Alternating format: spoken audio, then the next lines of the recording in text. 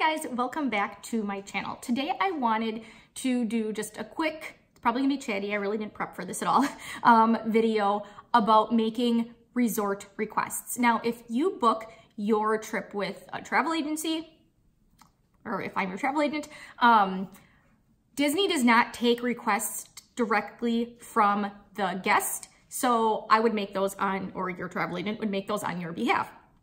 Now, a lot of people have asked me, well, what kind of requests would you make for a room?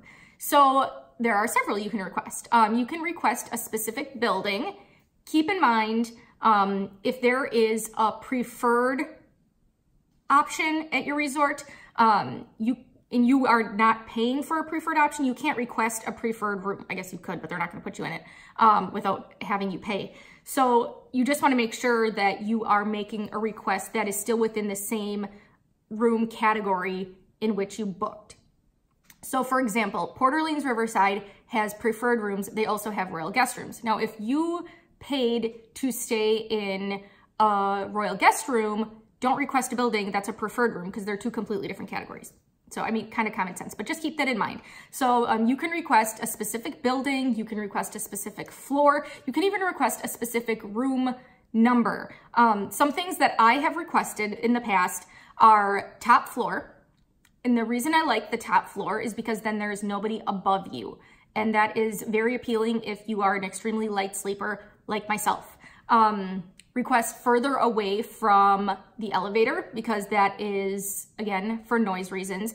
My husband and I are both relatively young and able-bodied, so walking isn't a problem for us. So we don't need to request something that is you know, like ground floor or anything like that. But that is another option. If you have an issue with mobility, you don't want to have to deal with stairs or, you know, standing and waiting for an elevator and you just want whatever's closest, first floor would be a good option for you. If you are traveling with people, I will, if I'm your travel agent, I will make sure Disney knows that you are traveling together. So they assign a travel with, what's called a travel with number.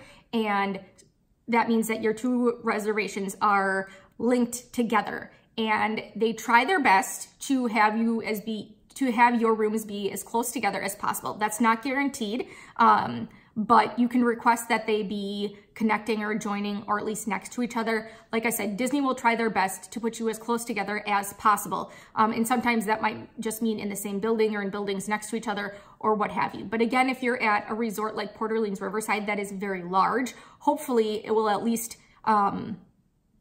they'll at least not have you on like opposite ends of the resort, right? Unless of course that's what you want and you're not super thrilled with your travel party and you want to be far away from them, I guess. But those are some things that I request. I request top floor. I request non-adjoining rooms because I'm not traveling with somebody. I mean, my husband, but we're not traveling with another group, in which case I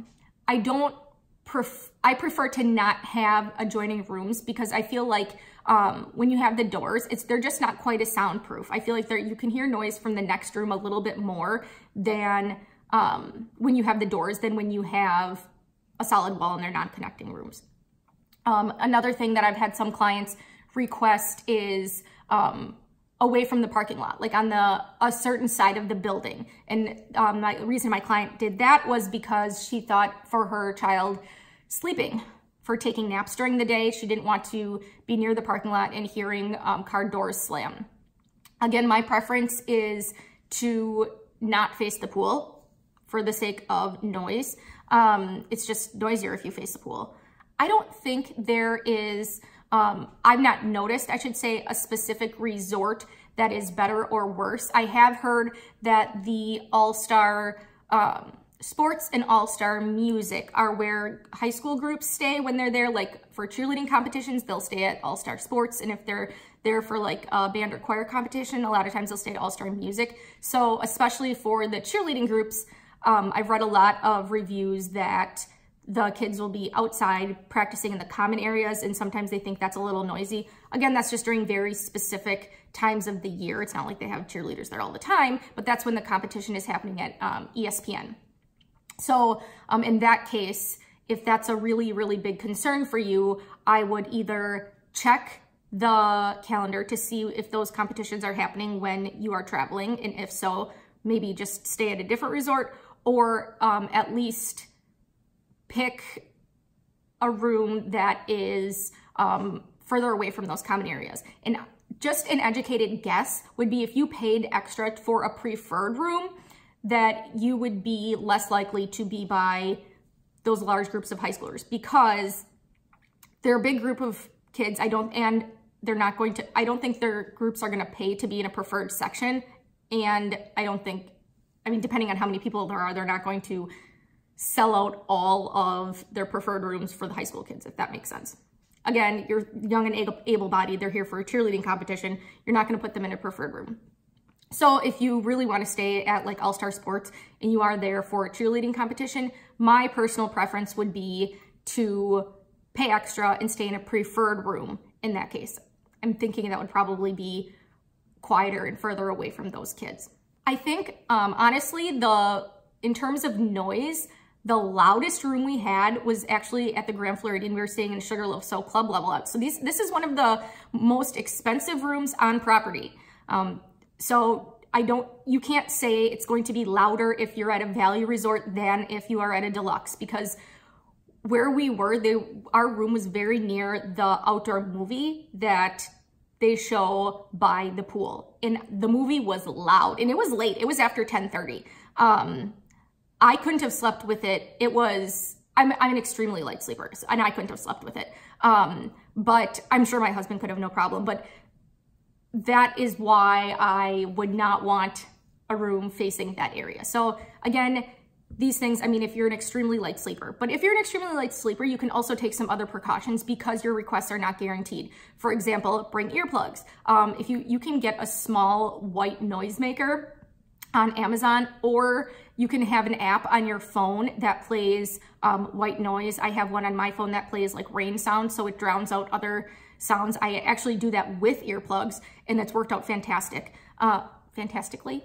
It's worked out really well. So we definitely do that, and it helps drown it out. And then I don't have to be so paranoid and uptight and be like, I didn't get any sleep last night and now I'm crabby and why is everybody so loud and rude at night? And it happens, right? You're at a hotel. Small tangent there, but it's kind of related. So those are some requests. Again, if you have mobility issues, you might want to request to be nearer to a certain pathway if it leads to the main building, food court, or near a bus stop, things like that. So I recommend you check out your resort map as well. And like I said, just make sure you stick within your room category. So if you're paying to stay in a Cars family suite, make sure the room you're requesting is not in the Finding Nemo section, for example. So I hope you guys enjoyed this video, found it helpful, and I will talk to you next time. Bye, guys.